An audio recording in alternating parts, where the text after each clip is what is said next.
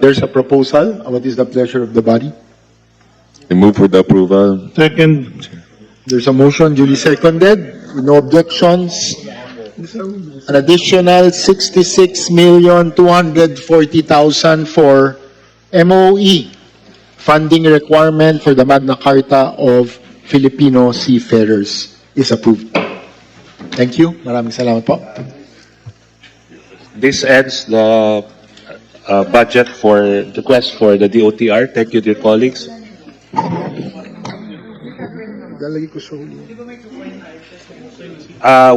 Yeah, we'll just wait for the Madam Chair, para sure. Thank you.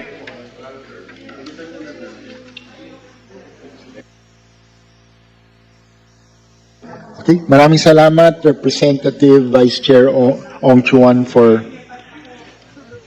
your proposal. Next, may we call on our SDS? Thank you very much, Senior Vice Chair Abbott.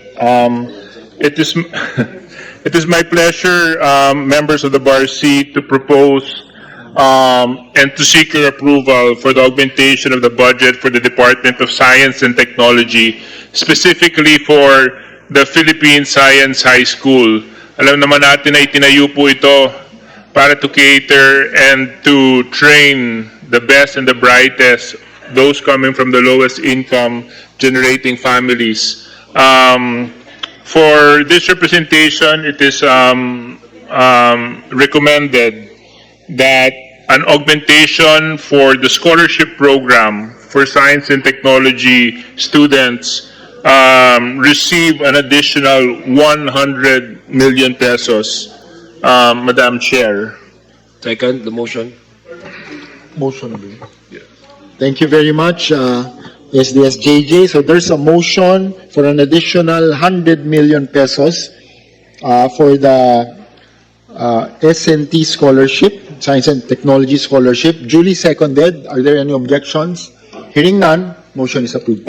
Thank If you I very may add lang po, SDS, so we had a conversation with the Philippine Science High School system with regard to this. So initially their proposal was to kind of just create 2 tiers, but our suggestion po ni SDS, because really the problem is, sorry po, alumna po kasi ng Philippine Science High School, so the problem is, nangyari, a lot of the lowest income students are unable to continue their studies here, because even though they're given stipends, even at the highest tier of the stipends category, hindi po sapat para for their subsistence needs. So ang suggestion po namin ni SDS is for PSI to add an additional tier, another tier higher than the current, to be able to address the needs of those lowest income students of the Philippine Science High School. Thank you very much po, SDS. Thank you very much, Thank you, Madam Chair. Madam Chair. In addition to the requirements of the Philippine Science High School, I once visited this facility and I was shocked with the state of the school, with the deteriorating facilities, and I think it is not anymore suitable to serve the needs of the institution. So in order to improve the intent of why Philippine Science High School was established to begin with, we need to improve the facilities and the buildings, the dormitories inside the Quezon City campus. So it is this humble representation's suggestion that we recommend allocating 350 million pesos for the construction and rehabilitation of the facilities inside the Philippine Science High School. Madam Chair, so moved. I move So to there's a approve. motion. Second. Duly seconded. Are there any objections? Hearing none. An additional 350 million for the construction, rehabilitation of the Philippine Science High School facilities is approved. Thank you very much, SDS. They're requesting na po, running total please, COMSEC.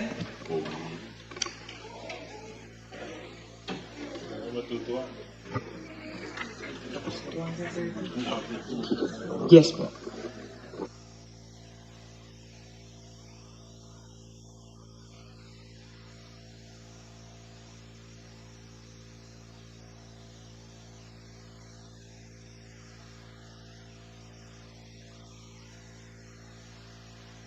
Running total is at 230.4 billion, so 25 billion more to go before we hit our target. Okay, thank you very much, Madam Chair. Next, may we call on our Vice Chair, Chedeng Alvarez, for the Department of National Defense. Thank you, Madam Chair and members of the BARSc. Consistent with the request formally submitted by the Department of National Defense and its attached agencies, I respectfully propose the following amendments to House Bill number 4058. The followings are the development of bases from the Philippine Air Force.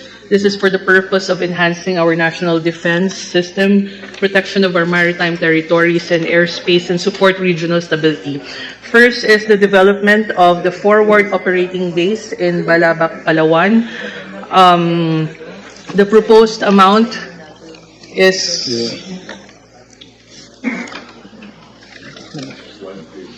$1,113,000,000. This is of course very critical for the strategic importance to national security as it is situated at the country's southernmost frontier, serving as vital outpost for safeguarding the West Philippine Sea. The project has two components. It is for the base development and secondly for the acquisition and titling of additional lots. This sponsor respectfully proposes that we grant 556 million pesos for Balabac, Palawan FOB. There's a proposal Move for the approval. and a motion for the approval. Second. Duly seconded. Are there any objection? Hearing none. An amount of 556,864,000 for the development of FOB Balabac, Palawan facility is hereby approved. Thank you, Mr. Chair. Additionally, to secure northern territorial waters and airspace, there is also a proposal for the acquisition of lots for the establishment of a main operating base of the Philippine Air Force at Lawag International Airport in Ilocos Norte. They proposed a budget additional funds of 600 million pesos, but we suggest that we grant them 300 million pesos. Mr. Chair, Madam Chair. Thank you. So there's a proposal. What is the pleasure of the body? I move for the approval of the said. There's a motion. Second. Duly seconded. Hearing no objection.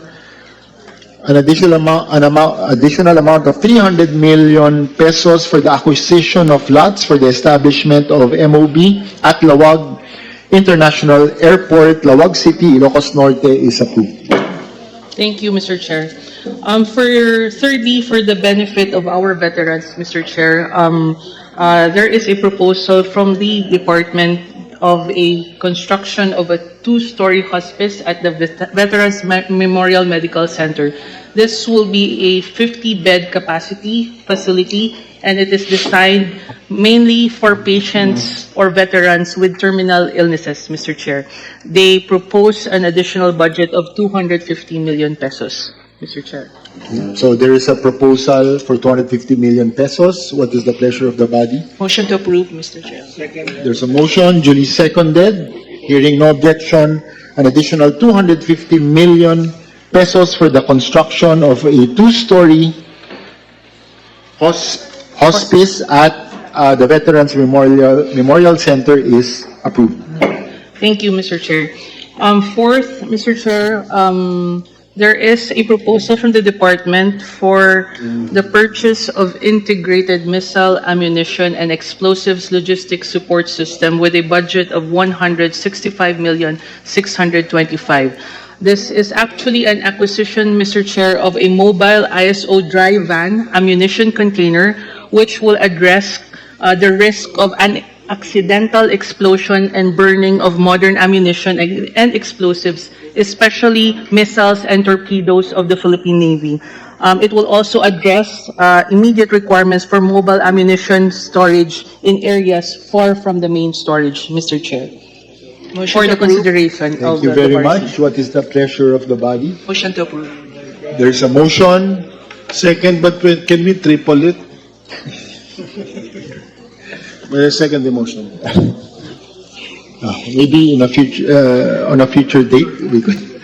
But for now, we're very limited with our fiscal space, so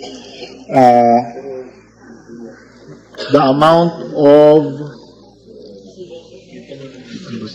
165, tama ba? 165,625,000 for the integrated missile, ammunition, and explosives logistics support system is approved.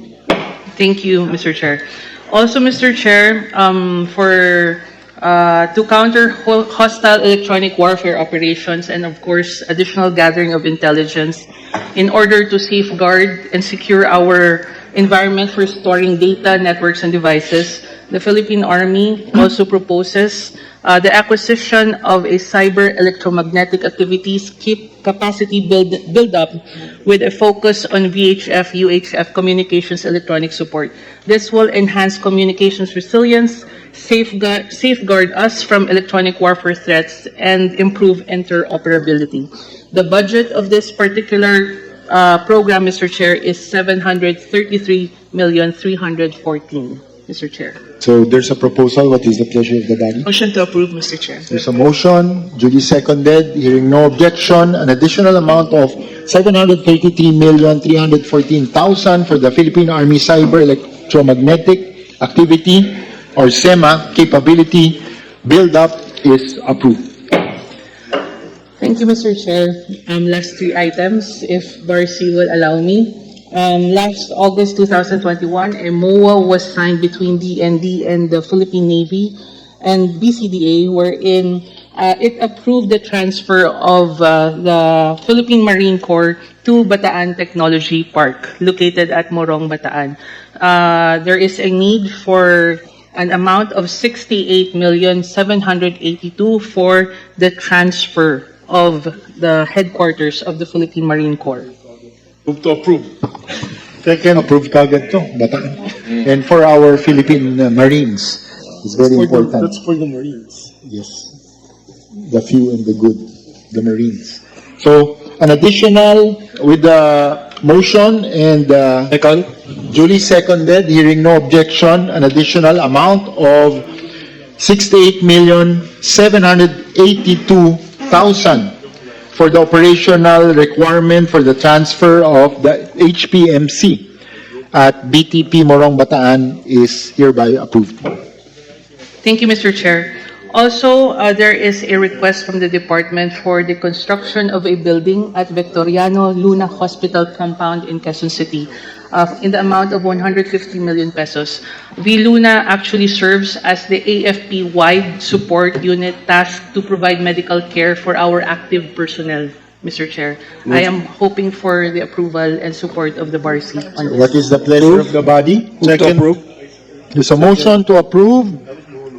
Duly seconded, hearing no objection, an additional amount of 150 million for the construction of living quarters, Building A, Victoriano Luna Hospital compound in Quezon City is approved. And lastly, Mr. Chair, another proposal or request from the department for the construction of a building in the amount of 150 million pesos in Camp Emilio Aguinaldo, Quezon City. This is actually, as we all know, this is the headquarters of the AFP and the Department of National Defense, making it, of course, the central command for national defense and security operations of our country. So I'm also hoping for the support of BARSc, Mr. Move Chair. to approve, Mr. Chair. Second proposal and a motion to approve, duly seconded. Are there any objections? Hearing none, an additional amount of 150 million for the construction of a multi-purpose building, Building A, Camp General Emilio Aguinaldo in Quezon City is approved. Maraming salamat po. Thank you, Mr. Chair, and thank you to the members of BARSc for Thank you. Team Philippines. Thank you.